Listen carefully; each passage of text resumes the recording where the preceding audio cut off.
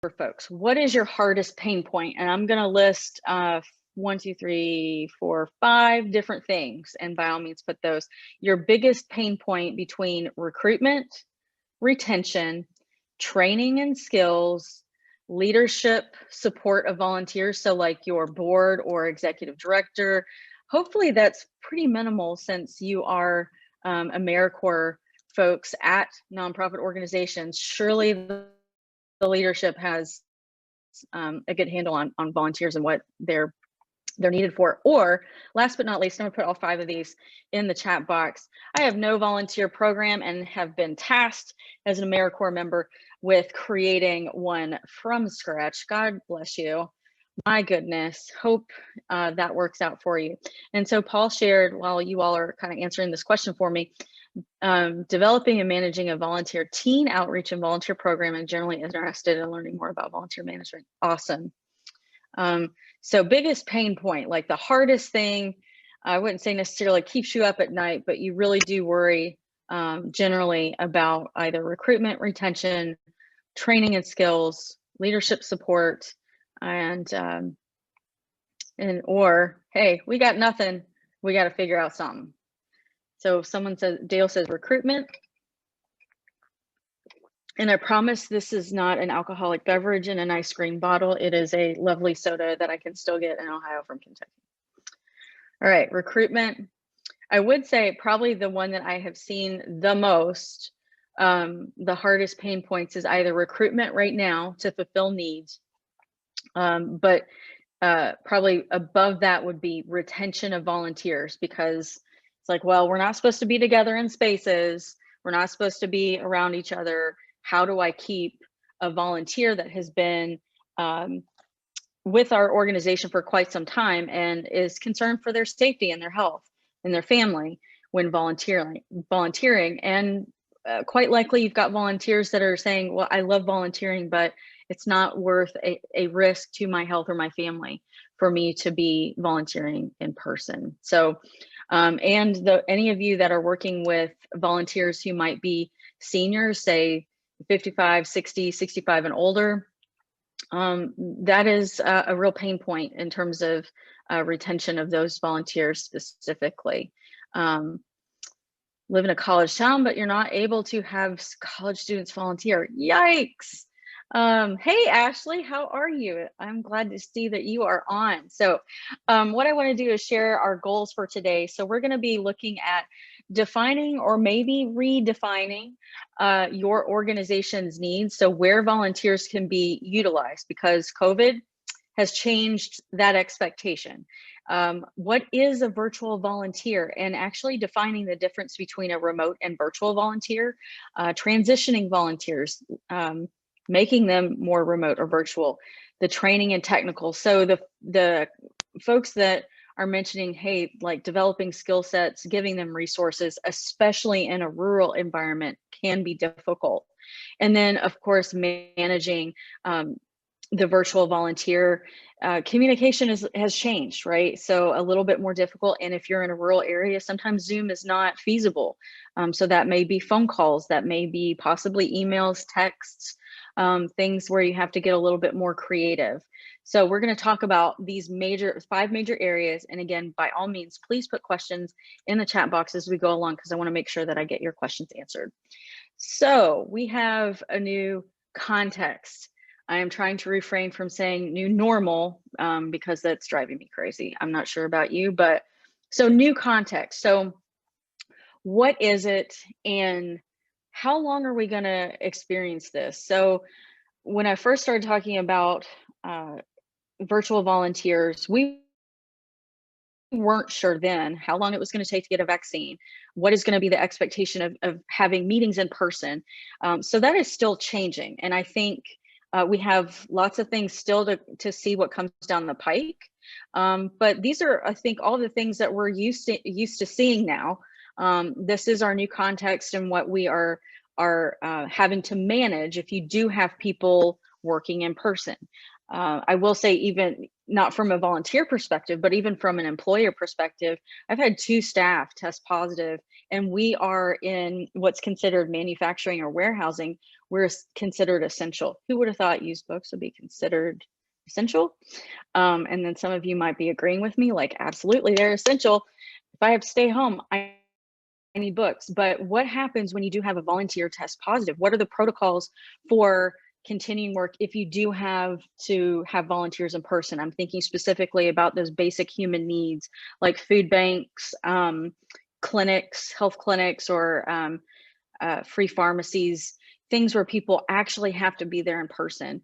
So what happens when you have a volunteer test positive? So this is an opportunity to start looking again, and I know this is going to be thrilling, but you might make the suggestion to either colleagues or your supervisor or other leadership at your placement, but an opportunity to look at policies and procedures and start thinking about what we add because of our new context.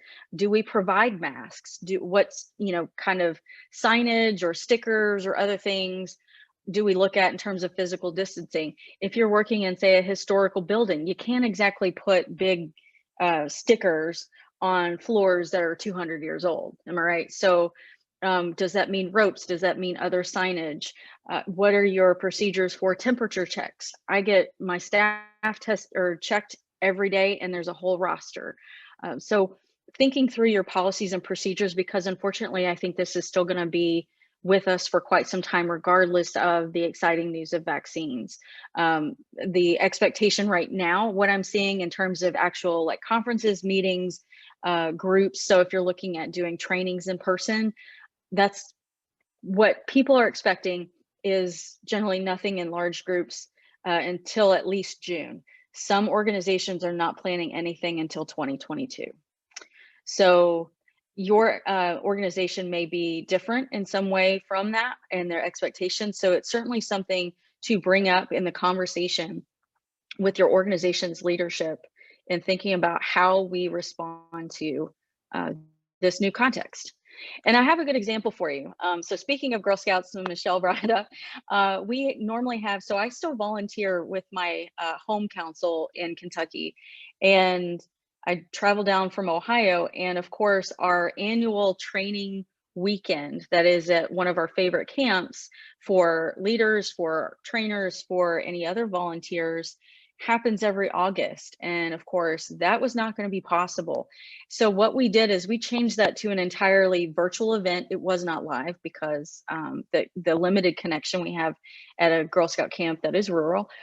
So we actually had, let's see, there was maybe 8 of us that actually came to camp in person. And we actually did taping of, basics, campfires, and kind of our ceremonies and stuff, how to do certain tasks, even basic songs for Girl Scouts. So the things that we would normally be doing and sharing those with leaders that they couldn't be there in person, whether they could use that skill later on with their girls, or maybe they do a virtual event with their girls, or let's say a socially distanced camping weekend, which is a little bit harder. But on site, we had only, again, 8 of us for, I think, what was like a 200-acre camp or something like that. Everybody stayed in different cabins, which is actually quite nice for quiet for a little bit. We had the temperature check procedures, everybody masked, except when we're kind of outdoors and we can be spaced from each other. So that was kind of nice. And we did a lot of videotaping. So there's a lot of taping and editing. And again, that does require equipment that is capable of doing that. But we were able to still offer as much as we could in a training event without people being there in person. And then based on those tapings, we made those available to folks. If people did not have a great internet connection to watch them virtually, we could send them actually in a zip drive if absolutely needed. And then I think a month later, we actually did have a live event via Zoom. We had 4 different breakout rooms with several sessions that could be done that weren't hands-on skills. So whether we were talking about new programs or how to have a virtual troop, we were able to do that as well. So it was a taped and a virtual piece live. And that was how we at least were able to offer what we normally do in terms of volunteer training. So I'm going to have examples for each of these these kind of 5 areas that I'm going to go through, but by all means, put your questions in the chat box. Let's talk a little about redefining our need for volunteers. So asking the question of what is needed here right now in our context that we're living through, and the needs of our programs and those that we serve. So it's all about asking the right questions. What you need to start with is, hey, Erica. Yeah. Are we supposed to be seeing slides right now? Yes. I don't see anything. Whoops. I Okay. wasn't sure if you brought them up yet. Yes. Sorry to interrupt you. Oh, you're fine. Oh my goodness. Y'all have been missing like some stuff here. Yikes. Thank you. No problem. Okay, let me try this again. And I'll go backwards a little bit here.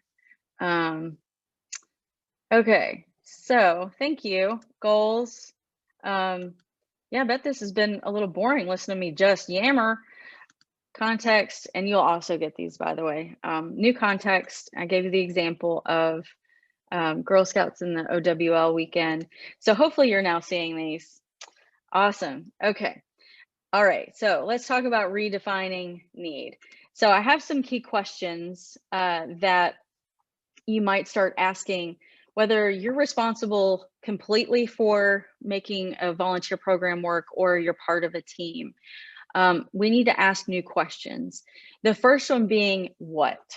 Not how, because we'll get to how in a moment of how we make virtual and remote volunteers work, but the what. What are our new priorities now when it comes to involving volunteers?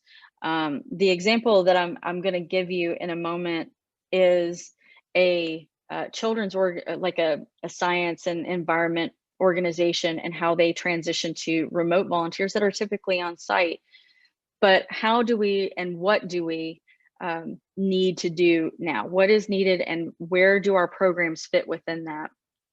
Where were we using volunteers before? Because sometimes it's hard to think through like what we need when we haven't thought about, well, what were we doing before? So really take a look, make a list of how and what volunteers were doing before. Really start with the what, we'll get to how, but what were they doing? How were they doing it? So if they were offering training before, you know, how were they doing that? So typically you'd find that in a classroom with, you know, PowerPoint or workbooks or involvement that way.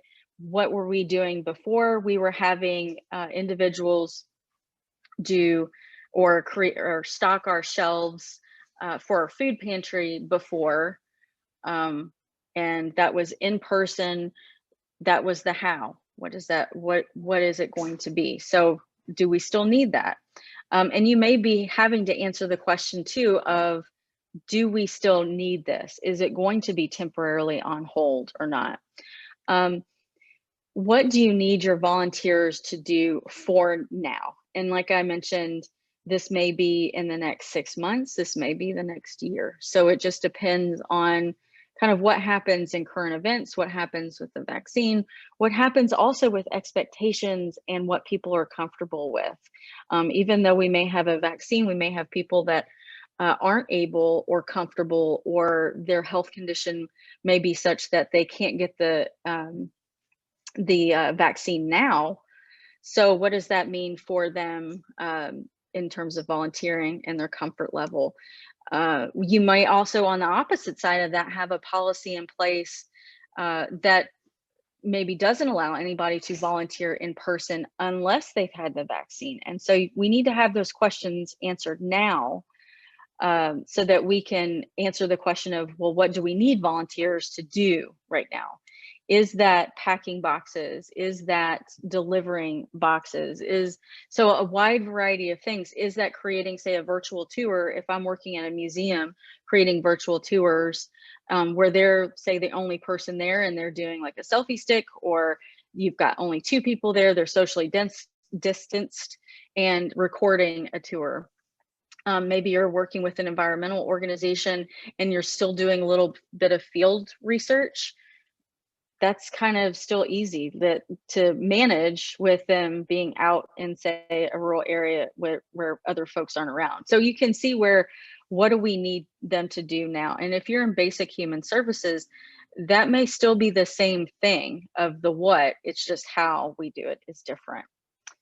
Who are our current volunteers that we've had involved for quite some time that we can really count on? So what I will share is that probably is not going to be your older senior volunteers in terms of, say, either being in person or relying on technology with, say, their comfort level of technology. And hopefully that's changed a little bit. Some of us have been pushed a little and challenged to learn new things. So who are the current volunteers that we can count on to still be involved regardless of this new context? And then who and what might be targets for new opportunities. So let's say for let's see, it was Michelle who mentioned college students before. Is there an opportunity now? Which is, you know, if you were listening to some public radio this morning, people were talking about the decline in college enrollment. Maybe the younger generation is available somewhere else. Maybe that looks different for you too, but who might be those new targets, new opportunities that you haven't had the chance for before? Maybe there's an opportunity that for someone that's, say, limited access for being outside their home, maybe there is something that they can do virtually for you that you didn't have access to before. Maybe there are opportunities for folks in terms of how you recruit them. There may be opportunities within, say, Facebook and other social media that folks weren't tuned into before. So there may be some changes there for you as well. So the one thing I do want to do for you as well is to define the difference between remote and virtual, because I think for a lot of folks, they mean the same thing and they actually don't. So I want to ensure that you can kind of, one, understand the difference, and two, when we think about the how of how we're going to implement some changes to our volunteer programs, this will help. So remote is still doing some work, but not on site, without the use typically of technology. And I've got an example of what that remote opportunity looks like. But let's say that means volunteers are picking up stuff, taking it home, bringing it back. And that's the prime example of what I've got for you in a moment. They're still doing same things, but on a different location. You've got folks spread out. So maybe you've got multiple points of work instead of one hub. So typically remote is doing volunteer work in a different location without the use of technology, still like more hands-on. Whereas virtual typically is the use of a technology that allows them to, say, be from wherever they are and volunteer for you. So that's certainly the case for me with, say, my home Girl Scout Council. I'll use them as an example again. Whereas with remote, I still was able to do some things in person, but still socially distance or, you know, interact in a different way with a group. Whereas the virtual, I still do some trainings, and that's all with the use of Zoom. So there is a little bit of a difference there, and I'll show you a good example. And if we haven't touched on benefits, it's hard for me to actually say that there's a little bit of a benefit to this new context because we have people dying and people are having significant health issues, even in isolation. Those of us that are perfectly healthy, dealing with isolation, connecting with others. But there are benefits to being able to now pivot a little.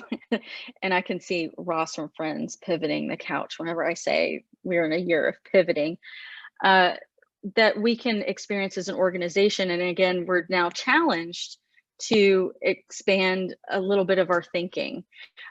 So some things to think about and share with your organization when you take this back is the benefit of having a remote or virtual volunteer is there's a little bit of cost effectiveness there. Let's say you were used to doing trainings in person. There's a cost to having trainings in person. And if they're all day, we're talking feeding people, we're talking access to buildings if you don't have one, we're talking training materials that you're printing and actual have hard copies of stuff. Whereas now, maybe you do something nice, like send like a cookie in the mail or give them a $10 Panera gift card or something to order lunch. But that's quite a bit different than ordering lunch for 50 people on site, paying, for other benefits there, as well as we're saving a few trees and not having to print stuff. Now, I'm a paper person, but there might be ways to save even printing from home on, number of pages you can put, blah, blah, blah. But there you go. And then also access. I think this is a wonderful time to think about recruiting folks that you may not have had access to before, or they have had limited access in participating with your organization. So whether it's somebody that is remote and cannot be or has limited access to transportation, for example, maybe there are things now that they can do remote, that they can do virtually, that they would not be able to do in person before. One of the biggest things that I find is a benefit in what we're challenged to do now as we pivot is the diversity in the volunteers that we might be finding ourselves recruiting or retaining. Because we have the ability to do outreach in a different way, because we have either the ability or we've been forced to make different opportunities available. And then honestly, I think it has increased capacity, at least from my perspective and an opinion, whatever weight that carries, but increased capacity to manage things a little bit differently. I noticed somebody mentioned time management, which can be hard when all of the days go together. This whole week, I've been like, what day is it? What day is it? I keep looking at my watch to make sure I know what day it is. But with the increased capacity, you may have more time on your hands to do things that you may not have had a chance to get to before. Things like volunteer records, updating like skill sets or what people have been trained to do. If you've got a volunteer database, which I know for some of you might be a luxury to think about, maybe you're just working off Excel sheets and that works for you. But maybe you've had the opportunity to do things in a different way that has changed your time management and increased the capacity that you have to do what you need to do as a Vista or a Vista member. Sorry, Jillian, now you can't get the idea of Ross saying pivot. That is like the meme of the year, I think. So there are benefits to this. So, as hard and as challenging and as difficult as it probably has been to engage volunteers to keep doing the work that you're doing, as exhausted as I think most of you probably are, there are some benefits there that we can at least focus on, that we're saving money for our organization, we're increasing access to volunteer opportunities and working with our organizations. We have the potential to have more people involved, and we might have the potential to spread things around to increase the capacity of our organizations and even our own personal capacity of how we manage people. So I want to give you a great example from a colleague of mine. Boonshoft is an environmental learning center up here in the Dayton, Ohio area. And every summer they have a great hands-on camp for kids. Well, that got nixed real quick, right? So what they pivoted to, now I'm going to just end up saying pivot the whole time. I apologize. So how they changed that was they said, okay, we're gonna have a virtual summer camp. And when you start thinking about access, a lot of our Dayton Public Schools kids and the surrounding school districts, because we have, I think, 17 in one county, which makes no sense to me. But anyway, I digress. We're given laptops, Chromebooks, some of them tablets back in the spring, and we're able to have, say, expanded access to virtual learning and virtual opportunities. So that access was increased just a tad. And then some of our students that may not have, say, internet at home or limited bandwidth were given hotspots this year as well by the school district. So that was expanded capacity for the kids. Now, when we think about the Kids Environmental Center and this day camp, they created like what they would have given the kids in person, like these little experiments and things that they have to put together. They took the same things that they would have gotten in person and created kits for them. This was a great opportunity to experience remote volunteering. So they took their tried and true volunteers that were still willing to do things despite the current context with COVID, and had them come pick up. So they all scheduled at times so that not a lot of people were in the same space at the same time. And of course, we had nice weather. So volunteers would drive up and put in their cars by the staff that are all like socially distanced, masked, everything else, all of the materials that needed to be put together in these kits. So all of the different like tiny kits and boxes, and then the boxes that everything was supposed to go in for each individual child. The volunteers then took this all home and assembled all of the kits with the different parts and pieces, boxed them back up, put them in their car, and dropped them off. And of course, they sat outside for like 24 hours or whatever it is that we thought, to let germs die. And then those were delivered to the kids' homes by either additional volunteers or some staff, depending on availability of volunteers and location geography. And then once the kids had all of their like kits and stuff delivered, with cute little stickers on the outside, like do not open until the specific date. And then they could log on to the different virtual sessions that they would have been a part of in person. And so the volunteers or the staff that were leading the activities told them which thing to pull out of the box, and they would assemble it on the video, and just to make it as much as possible the same kind of experience that they were trying to have in person, what they would see with the camps during the summer, just virtually. So with things in between of, get up and run around, they would do like yoga and some other things to get the kids like not focused on the screen, but listening and doing things instead of staring. So just one example of one, using remote volunteers, but also changing up what you typically would do and pivoting, if you will. So just one example of remote volunteers and still using your core volunteers for doing something a little bit different. So the what is relatively still the same. We still had a summer camp.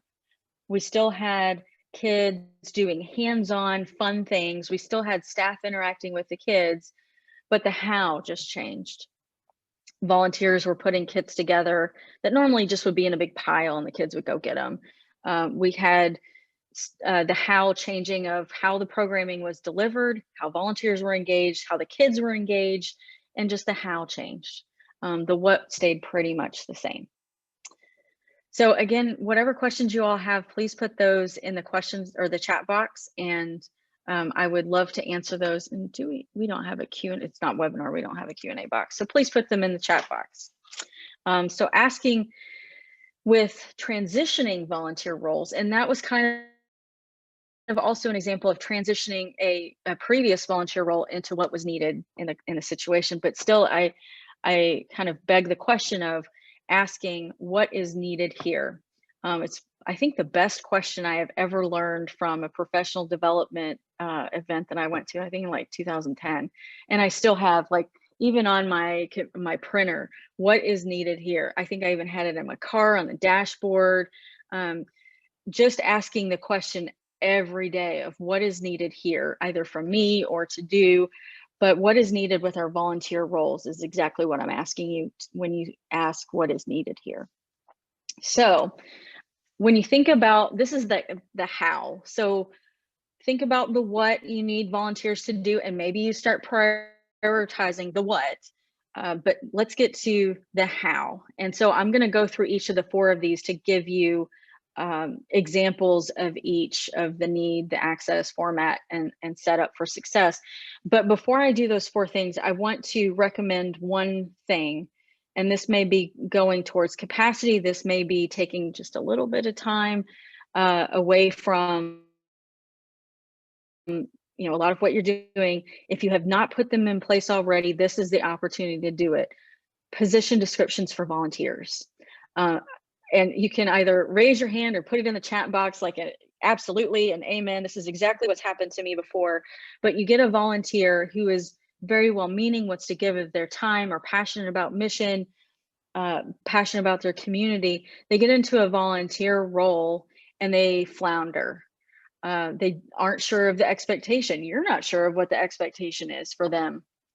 They're not sure what skill sets they need. They're not sure what they're supposed to be doing and when they're supposed to be doing it. So that is one of the biggest ways to lose a volunteer and tank your retention numbers, is not being clear about what's expected of a volunteer. And so creating position descriptions, even if they're quick, dirty, short, and sweet, it does not have to be complicated.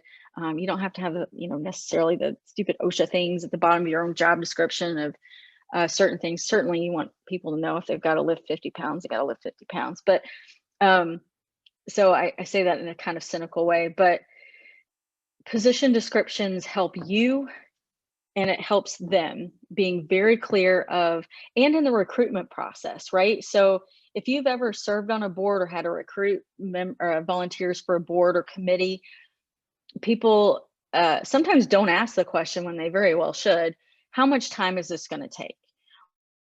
What am I committing to in terms of tasks or skills?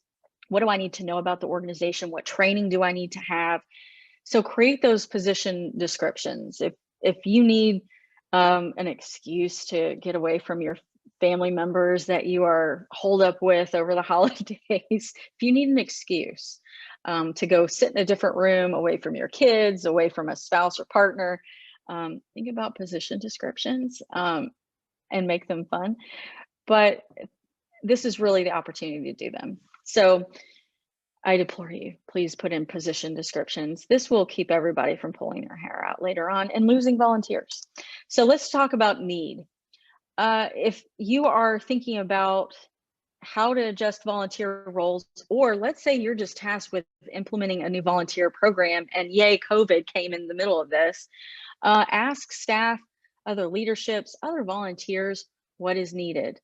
When you think about all of, say, your organization's capacity, ask other staff or other AmeriCorps members, what would make our jobs a little bit, not easier necessarily, but change the capacity and the way we do our job if volunteers were involved.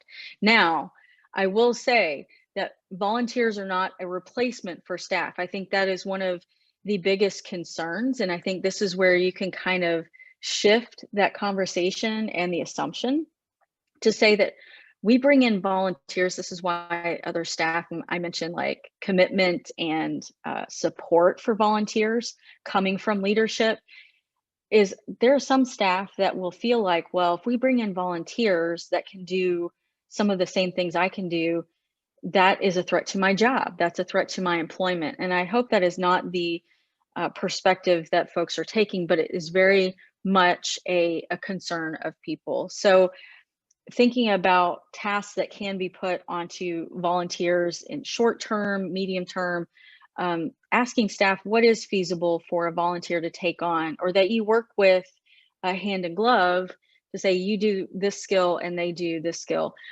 Some things that I will say, unless you have a very dedicated, trained volunteer that is committed to doing this work, there are some things that I would say do not put on a volunteer. Specifically, grant writing. I would specifically also say your social media. So this may be also the opportunity for you to do a little bit of education for other staff to say, just because, and maybe you've been tasked with this before, or the assumption and fighting against the assumption of just because I'm younger does not mean that I want to manage your social media. So this is, again, an education moment for other staff. So there is a fine balance there of finding opportunities to volunteers. Yes, thank you, Christina, and amen. I cannot, yeah. In a meeting and said, oh my God, or other people have said, I love the millennials coming on and managing all of our online stuff. I'm like, that's not the only skill set I have, okay? And I have my own social media to manage. I don't want to manage yours. So I would say push back on those assumptions that either other generations, other staff, this is not necessarily always a generational thing, it's sometimes an assumption thing, push back. If that's not something you want to do as an AmeriCorps member necessarily, or not something that you want to put on volunteers, by all means push back. I'm empowering you to push back on some of those things. Some of you yourselves may have been tasked with grant writing, and so I hope that you take it as an opportunity to learn, grow, develop a skill set. It's not something outside of an AmeriCorps member or say part-time staff that I would put on a volunteer. Maybe a small piece of that, maybe research, maybe a small piece of editing or reviewing a chunk of a grant application, but I certainly would not say, hey, we need this grant application written, go do it. I think that is a risk that you all don't need to take. So anyway, I'll get off that soapbox. Maybe you create a survey, maybe make this a little bit more fun, or make it anonymous around what do you need volunteers for? What do you need them to do? And I would say also challenge other AmeriCorps members, other staff, colleagues, even key volunteers that manage other volunteers, to really think through wish lists. Like if I had a volunteer to do XYZ, what is really priority to give, or thinking through, wow, I could really expand a program if I had a volunteer to carry out some of the activities. We could do that thing on our wish list that's been there for a long time. Let's say we serve kids K through 5, and we really want to take the same concepts of our program. Let's say it's leadership development, and we really want to work with 6th to 8th grade, which is a challenge.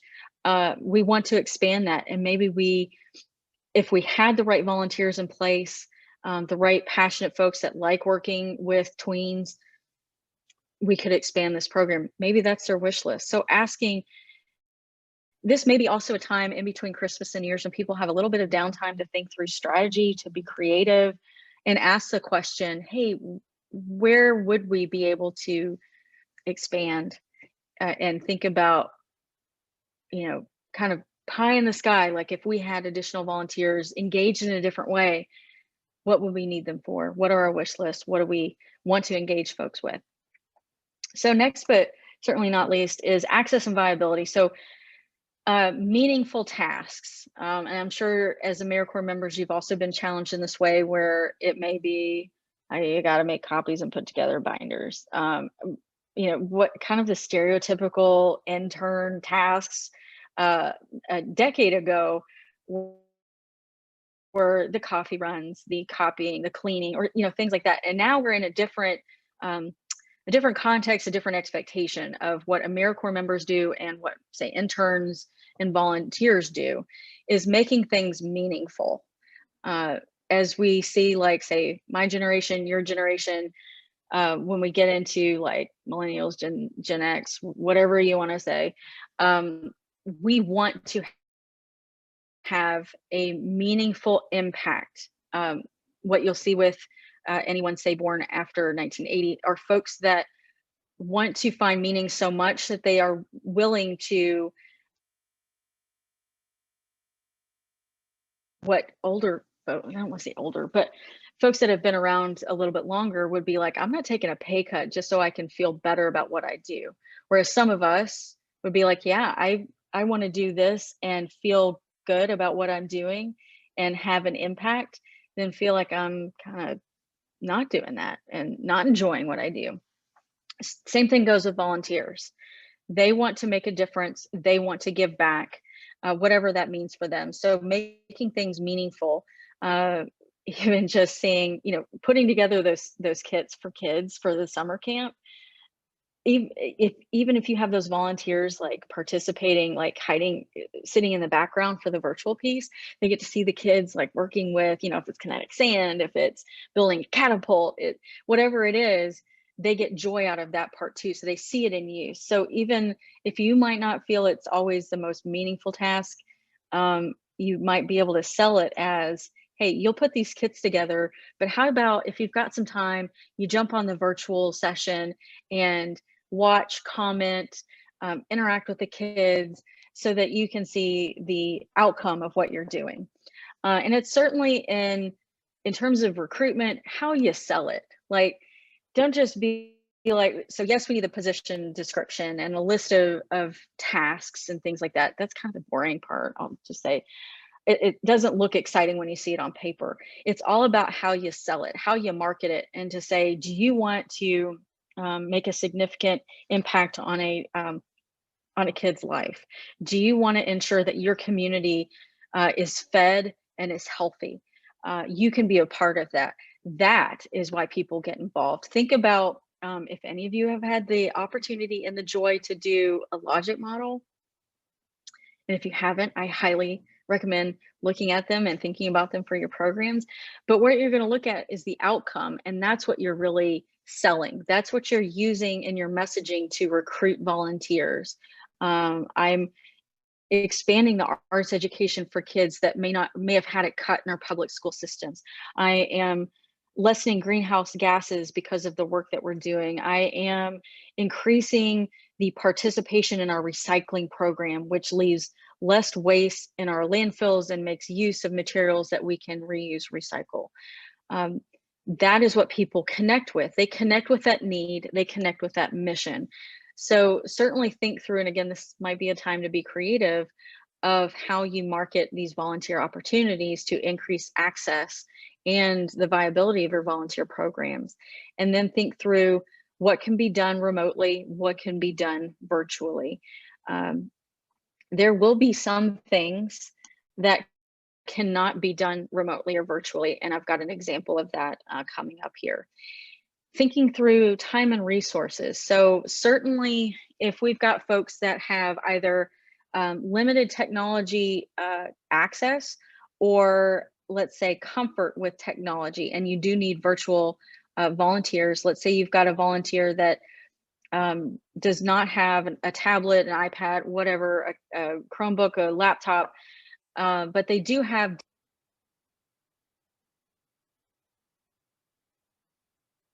and are willing to try out this thing of virtual. Maybe they're helping you do a little bit of research for grant opportunities, let's say, for example. Maybe with the resource, maybe your organization does have the ability, hey, we don't have a person working in the office, we've got a laptop hanging around, which some of you are probably like, well, that's a luxury I don't have, but maybe some of you do. Maybe you have a donor that's willing to donate a previously used iPad. Right now, the new iPads and other technology are coming out. People are getting new things for Christmas. This may be an opportunity to post on your Facebook page, hey, if you've got that old iPad hanging around, but they're still pretty useful, we would love to have them to engage volunteers virtually. Bam, right? So when people are getting new stuff, think about what you can do with them donating, say, their previous iPad or tablet or other tablet or laptop. Then you provide that to a volunteer.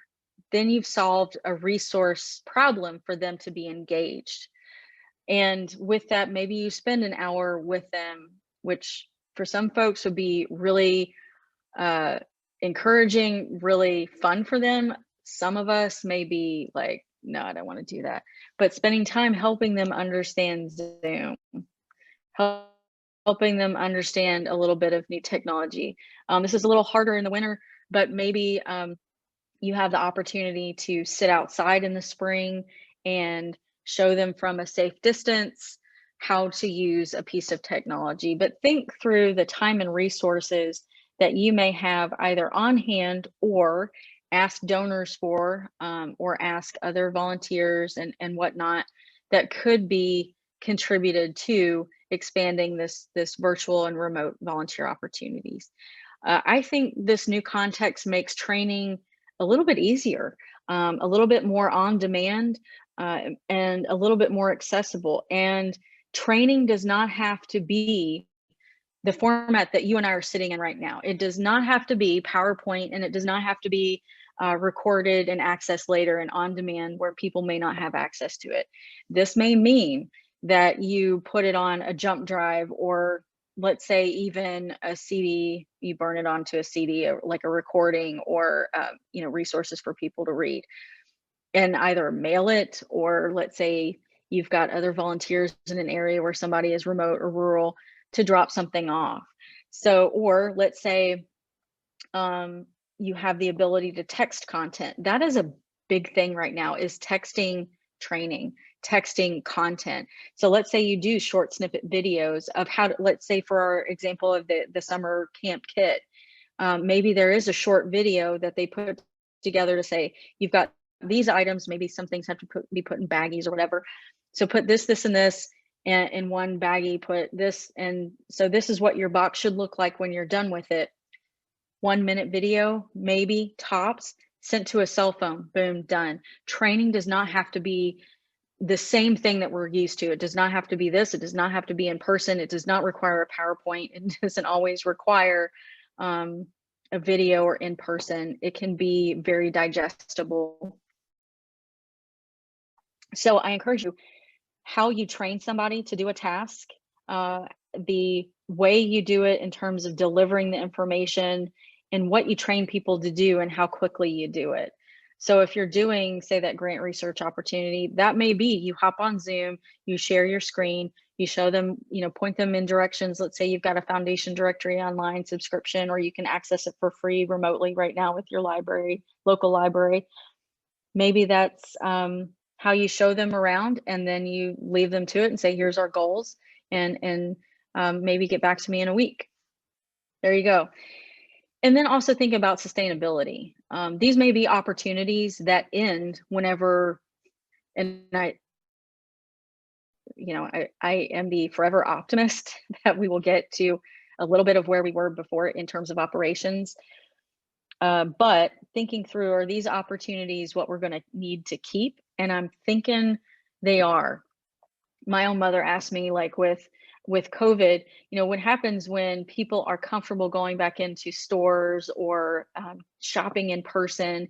She asked, well, are you worried that your used book business will decline because people go back to shopping in person? I said, Mom, people have had now almost a year of changing their habits. And this is also the same kind of example with volunteering virtually. People's habits and expectations have changed. And any of you who have tried to change a habit, whether it's like exercising more, quitting smoking, whatever that habit is that you wanted to change, that it takes at least 6 weeks, right? So we have passed that kind of time span where it takes to change a habit. And so same thing goes with our expectations around remote and virtual volunteers. So this may be a different sustainable way of engaging volunteers that we didn't expect or imagine before COVID. Christina mentions that people might find it more convenient to volunteer virtually. Absolutely. That does not mean volunteering anymore has to be 8 to 5 when you all are in the office or working. Been reading remotely with a read aloud group, and it's a lot easier. Absolutely. The after school story time, the virtual group meetings for kids. This is where I think the increased capacity, increased interest is really going to come from volunteers that didn't have the time to say, drive to a place, volunteer, and go home. They can do some of the same thing, just the way we're doing things online. A format for volunteering. So how do you engage this volunteer? And I don't mean like Zoom versus phone versus text. So I'm talking about format of volunteering. I'm talking about ongoing, short-term, episodic, on-call, or micro volunteer. I'm going to put that in the chat box because that's a key list here that I want you to consider. This has become kind of the best practices for, I would say, a good 15 years now of thinking about the format of volunteering. Because for the longest time, when you said you volunteered for an organization, it was like a 3 to 5 year commitment, and it required extensive training or extensive meetings. I think about some perfect examples: board members, committee members, troop leaders for Girl Scouts, Boy Scouts. That's not how people want to spend their time anymore. Yes, they may want to be involved with an organization for a long time, but how they can spend their time with you has changed for a variety of reasons. So maybe you do have an ongoing volunteer opportunity that is, say, longer term, they stay engaged. The kind of what defies this kind of short-term episodic on-call is I've been a trainer with the Girl Scout Council back in Kentucky since 1997. That has been my choice. It is what I enjoy, but don't make the expectation that that's what you're going to get out of a volunteer. So think about if these are things are ongoing or ongoing needs, how you engage volunteers. Maybe you keep them from burning out by doing short stints. So that's why I encourage maybe short-term opportunities, and that goes in the job description or position description, the volunteer description. Maybe they are short-term, and when I say short-term, I'm thinking up to like 6 months. So maybe you do have someone that is doing grant research for you for 6 months. They're collecting data for 6 months, 3 to 6 months, whatever it is. Episodic is more, hey, every quarter I'm going to do X. So I'm going to, every quarter, my thing is I come in and for 2 days, I lead kids on a hike, or I take some kids camping, or more of the episodic, I do, let's see, I'm trying to think through some examples, and by all means, put your situations in the chat box too. But more kind of spread out opportunities, whereas you've got on-call opportunities. So any of you that are dealing with natural disasters, when we had forest fires, when we've had earthquakes, when we've had tornadoes, those may be on-call volunteer opportunities. Some of that may not be applicable to your organization, others it may be.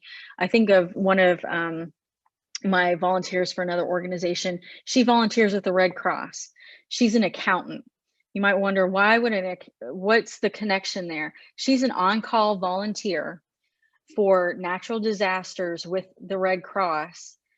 To literally, what she does is keeps track of money during a natural disaster and the Red Cross going in. So things like expenses that are incurred and what's paid for by Red Cross, if they're doling out aid, whether that's gift cards, that's paying for hotels, that's providing supplies that they purchase locally. She keeps track of all of those expenses and reports them all back to American Red Cross. If they get FEMA money, she is involved in managing those FEMA money, the money from FEMA. So she's an on-call volunteer specifically for that one purpose of keeping track of money during a natural disaster. Who would have thought, right? So think through, maybe there are some things where your organization deals with emergencies, whether that's, I can think of like CASA or court-appointed advocates for children who may have to be taken from their home because of an emergency, or let's say of health emergencies. Right now we've got certainly plenty of them in dealing with those, or you've got those natural disasters, or you've got say families in distress from their home burning down, or things that require an immediate response. If you work with a volunteer fire department, those are on-call volunteer opportunities. And so think through maybe not just emergency situations, but we've had this one kind of thing come up and we need an on-call volunteer to respond within 24 hours. Then there's also micro volunteering. This may be as simple as someone reposting for you or sharing your post. I mean, that's like, I think of what we call them buzz volunteers in 4-H is a micro volunteer opportunity to share content online, to make a quick post about the organization. So this involves a little bit of social media in these examples, but maybe there are those micro volunteer opportunities where they can do a small snippet from their cell phone and that's their thing for the day. So that may be kind of an entree into your organization to start getting people involved on the smallest opportunities for engagement. And that was one of my favorite things about 4-H was being a buzz volunteer, because it was something that caught people's attention. Like, and we had like little cards as a buzz volunteer that was just the quick snippets of what kids could do in 4-H for our county specifically, which was actually an urban county, what would be considered more urban. And we had a lot of what would be considered rural stuff. I mean, horse training, we had cattle contests, we had country ham, like creating country ham, like making country ham. It was awesome. So even just handing that to somebody that you have in a conversation with is, yeah, my fifth grader is really bored. Here you go. This is what we do for kids. So certainly think through those buzz or micro volunteer moments where somebody has the opportunity just to share your mission and your work. So there are many formats to think through for volunteers. So setting up volunteers for success. I've mentioned the position descriptions, providing many different virtual options, and this may include additional training, additional equipment, and supporting staff members for this. So it will not behoove you to set up a volunteer with an opportunity and then say, go do it without any check-ins, without any deadlines, without any other supports. So this is a little bit of that time management of, okay, I have to check in with Julie each week about the work that she's doing for our grant research. I need to check in every 2 weeks with David, who is doing some field research for us. So maybe you've also got someone that, like Christina, fostering an animal. There should be a staff person or fellow volunteer that's checking in. How are they doing? Are they less food insecure? Are they playing well with other animals? Questions to ask. Same thing with, say, the food pantry, which is going to be my next example. Is that volunteer, like, I think one of the key things, if you're doing basic human services, there's a lot of burnout. There's a lot of weight on people's shoulders when you're doing basic human services like a food pantry. So even just checking in with a volunteer, asking them, hey, how did it go this week with distribution? Are you doing okay? And I think that's kind of been a change in expectation for people to talk about how they're feeling and being okay with sharing that now. For a volunteer to say, you know what, I was really struck by this family that came in, has never had to access food assistance before, was really feeling down about their situation, maybe were either embarrassed or just dreaded the idea of coming in, and we tried to make that as positive of an experience. This is the reason we're here. We're here to serve you when you need it. But certainly checking in with volunteers around their mental health, how they're feeling about doing this work, and certainly creating that space. I think we have the opportunity to be open to asking questions and getting feedback from volunteers while also supporting them. So certainly part of the success is the follow-up. So making sure that you connect with them, whether that's a quick text, it doesn't always have to be the way you've always done it, or a survey, or, you know, give me your feedback on this form. I think people are expecting to be a little bit more connected, and they're craving that. So a phone call, an email, a text. If you're working with some rural volunteers who may have limited connection, that literally may be snail mail, and that is okay. To be like, hey, you call me or send me a message at your earliest convenience. Whatever that might look like, but you still have to support them and connect with them and ask how they're doing and their questions. Maybe you do have more of a, hopefully everybody's kind of zoomed out, but making it a Zoom event fun for like your core group of volunteers to say, hey, we're gonna all jump online for 30 minutes, grab a beverage of your choice, share what's going on with the work that you're doing, and also share what's going on with life, or how you're feeling as a volunteer. Are you enjoying it? What can we change? But also just having fun. So like what do you do? What's your favorite thing to do on a snow day?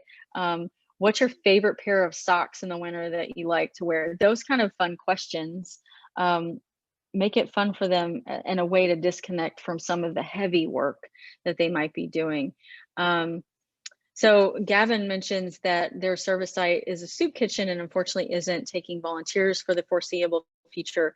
And I certainly understand that too. I think there was even some of our public radio stations were not having volunteers during their phone drive.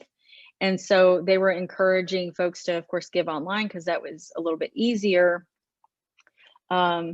But volunteers, I haven't seen yet where they're able to funnel calls to volunteers just yet. I think that's probably coming.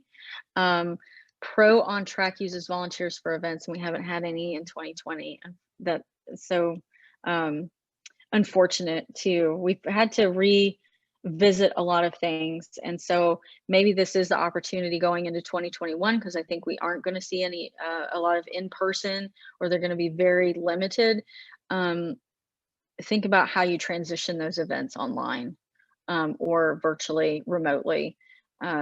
In the spring when weather is a little bit better, maybe smaller groups, socially distanced. I will caution against doing hybrid events if you are resource strapped, because then you're having to manage the logistics of an in-person event and the logistics of a virtual event, and it's mind-boggling. So what I saw with one of my clients, which is has multiple services, but includes a major food pantry distribution or food pantry, and you know, the current kind of best practice, most useful model is to allow clients to come in and shop for what they need and to make their own choices rather than what is given to them, which is more of the old model. What we've had to adjust to is not having people come in and shop for what they need. So there were two different ways to do this. There was either kind of this pre-packaged box that everybody knew what was in it. So basic staples, some fun things, and those were pre-packaged by staff because they couldn't have volunteers in, like Gavin's situation. And then clients would actually drive through, and volunteers were on site, but again, outside, socially distanced for that opportunity, and put the box in someone's backseat or trunk. And so that's how they distributed. They also had, with clients with either via phone call, text, or email, any dietary restrictions or needs. So like, hey, this week, we actually need basic stuff like a cleaning supply or toilet paper if you all got it. And we have somebody in our family that's gluten-free. Maybe we've got some gluten-free pasta hanging out, and we include that in their box. And so some things were a little bit more tailored to the need of a client. So it still made things feasible while keeping everybody safe. So volunteers were still able to help put things in cars. Staff handed them through like a table and put them out. Staff were still there and working. But there may be some way, like some of the domestic violence shelters that I work with in Kentucky, you know, they used to have big family style meals. They're still doing shelter, but they're doing, again, socially distanced space, 1 bedroom, 1 client. They're using hotels, and they're doing like prepackaged meals as opposed to the family style kind of meals that they were having. So some things to think about of how you change how you serve. And again, thinking through, some of you may have staff on site through this change, right? And Christina mentions, when you aren't using physical volunteers, it's a great time to revisit your position. Absolutely. Think through everything that might need to change, at least for the next 6 months to a year. So let's talk about training real quick. Identifying the content area, what training is needed. Maybe you've not had to do virtual training before, and this is the opportunity to do it. Think through the technology versus the content. What is possible with things like Zoom, things like Teams. So if you're using Microsoft Office, I think Teams is a little wonky. It's very computer, like a memory chewing, in my opinion. Even my like MacBook sounds like it's going to take off when I use Teams. So picking technology that works for you, and then how you deliver it. Quick snippets, like less than 10 minutes. I mentioned the videos. And remember how people want to access information. Maybe you do put things on social media that are for your volunteers. Maybe you have a Dropbox that's now accessible. Think of those low-cost options that you may have had restrictions on, larger systems like servers. I worked with a school that had a server that we're supposed to put files on, but you couldn't access it off campus. I'm like, that's ridiculous. That is not usable. That is not that is not helping me when I'm not on campus. So think through how you are delivering those things. Maybe you start using Google Drive, you start using Dropbox when you haven't. And this may be, depending on where you are, a discussion with your IT department, when before they were like, we're not using Dropbox, we're not using Google Drive, they're not secure. Well, right now we may not have that luxury. So I encourage you to ask those questions and push back too. And great, Michelle has an awesome example of their food pantry and packing bags, and exactly kind of the same situation. And yeah, health concerns, swapping out stuff, being as amenable as we possibly can in the current situation goes a long way with our volunteers and our clients who we serve. So when we think about where we find virtual volunteers, when you're thinking about recruitment, this is the time to expand what you're doing here. So think through your own networks and how you connect with friends, family, colleagues. Use volunteer search with United Way or some other opportunities. I've seen plenty of folks post volunteer opportunities on LinkedIn, Indeed, when people are looking to either build skill sets, even in light of COVID. However, please, please, please, please, please ensure that it says volunteer. Do not lead somebody down a path. Maybe you all have experienced this too, and it is so darn frustrating when you look at something that looks really interesting, fun, something you would want to do, and it doesn't say volunteer. You get to like a first interview and they're like, oh yeah, we're not paying anything for this. So take the opportunity to put it out there as we can help you develop this skill. We can help you serve individuals and have this impact. So there are a lot more ways to gather virtual volunteers now. And then use the position descriptions. Once you have them, use cut and paste and so on. This is also an opportunity to think through your screening processes. Depending on what you are working on or with who, there may not be a need for a full-on background check for every volunteer. Our goal here is to improve access, to recruit more volunteers, to have diverse volunteer opportunities. So you should rethink the screening processes for your organization. I certainly would level that on the access of information that your volunteers have to information. So if they have access to, let's say, all of your clients' records, let's say you're a dental clinic, still offering, say, emergency dental work right now with COVID, no cleaning or some other things, maybe you're limited on what you can do.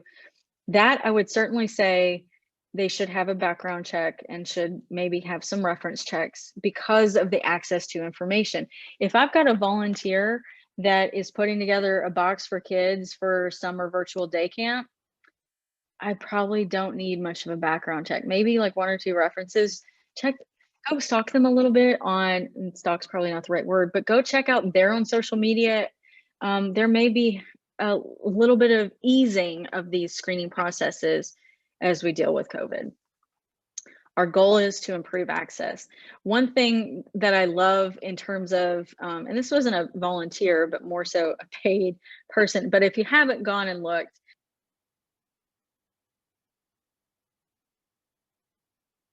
not followed the Cowboy Museum on Twitter, it is awesome. The security guard had to stay on site, so they turned over their Twitter and their social media to the security guard, who had pretty much zero experience using Twitter. And so the staff remotely were telling them, hey, show us your favorite exhibit, or, you know, they've got the information on little placards around on all of the exhibits. What's your favorite thing about it? Take pictures and share it. I think at one point there's like a place where you stand and you took a picture of his boots. I mean, this guy looks like a cowboy, full on cowboy boots, hat.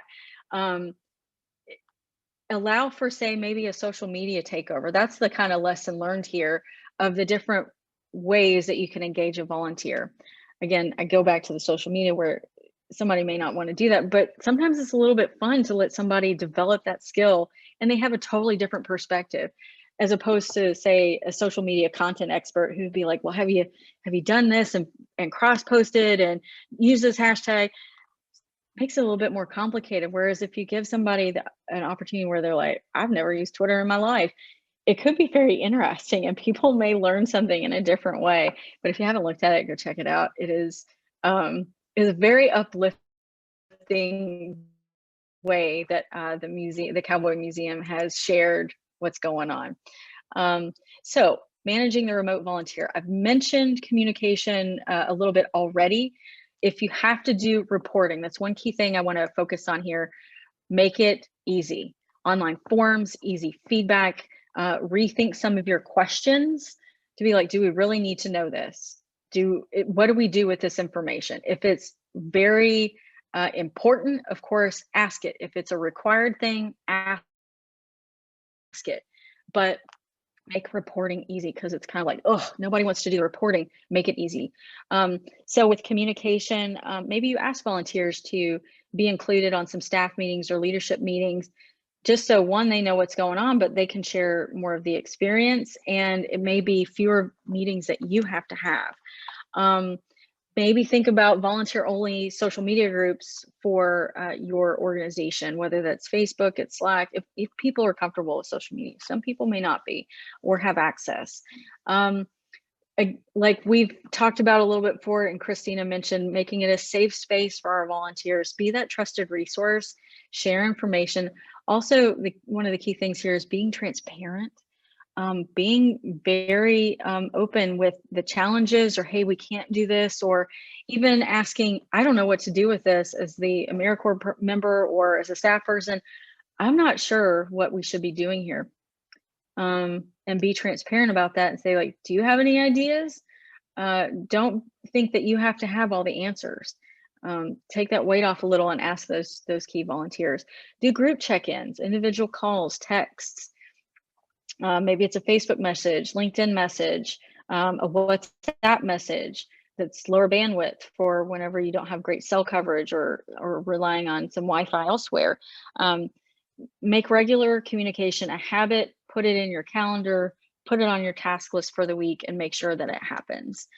And this goes along with the job descriptions. Be clear about expectations, and also be open and asking the question, hey, this is what we need.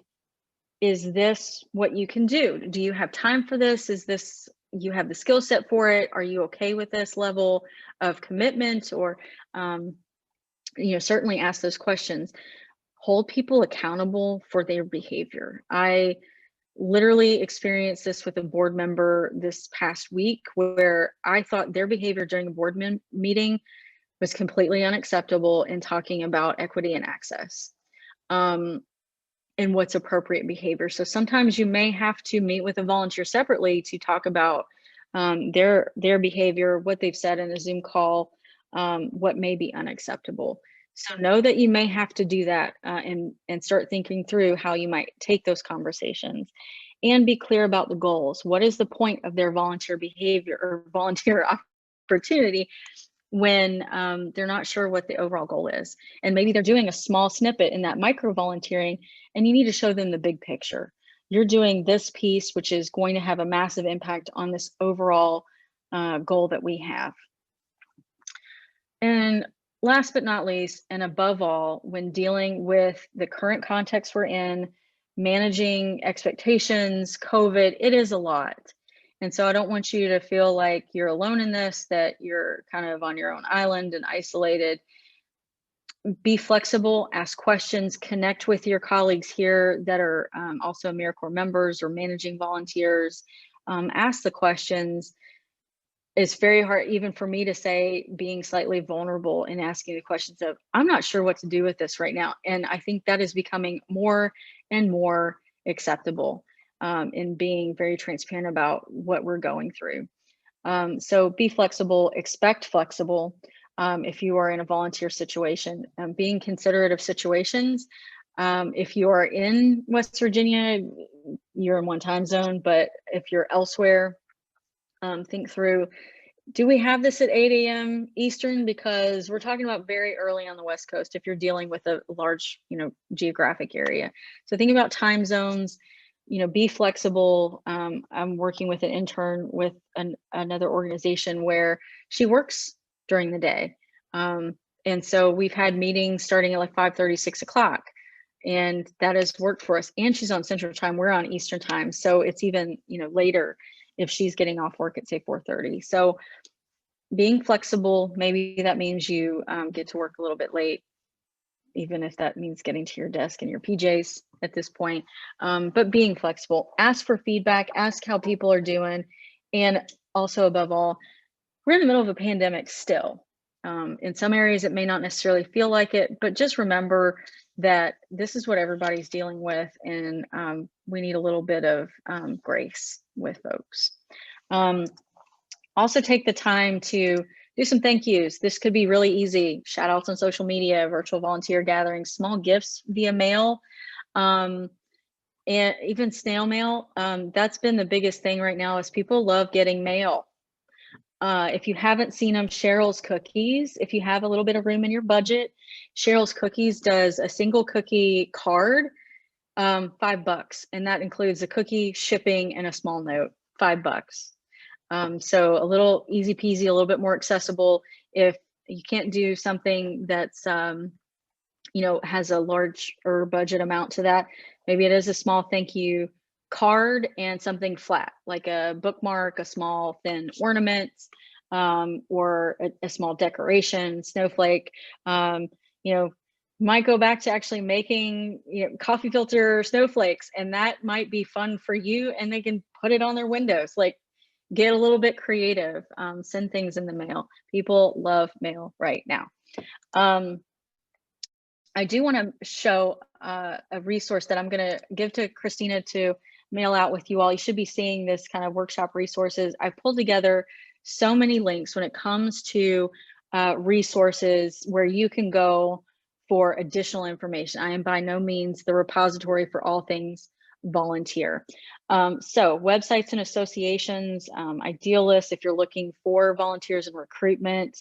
Volunteer Match is another one. If those of you that are on the academic side of Volunteer Action, Arnova, if you're looking for blogs and fun reading, Blue Avocado is one of my favorite, and Voulet is one of my favorite people. He is great. If you're looking for statistics, there's links there. There is a coronavirus volunteer management report that's out there if you're trying to, you know, get a handle on what's happening. Some podcasts to think about, some technology if you hadn't heard of, like TechSoup. Some of my favorites, you might have already heard of some of these books. Volunteer Times, E-Volunteerism, it's an online journal. It is not free, but it has a cost to it that might be feasible for some folks. So some other resources that you might have access to if you're in or going, you know, a library, if you like reading a journal article, that might be an opportunity for you. So I'm going to share this with Christina to share out with you all, and just a bunch of links and resources should you need them. So again, with Future Generations University, hopefully I'll see some of you. Ashley has already been in my class, but hope to see you if you're interested in that kind of education. What questions can I answer? There's like 2 minutes and I feel like a talking head, not a ton of questions so far, but if you do have any, please type them in the chat box, come off mute. I would love to answer them. If you've got a specific situation, I've tried to give as diverse examples as I possibly can, but I'm sure there are other situations that you all are facing that I would love to answer your questions for.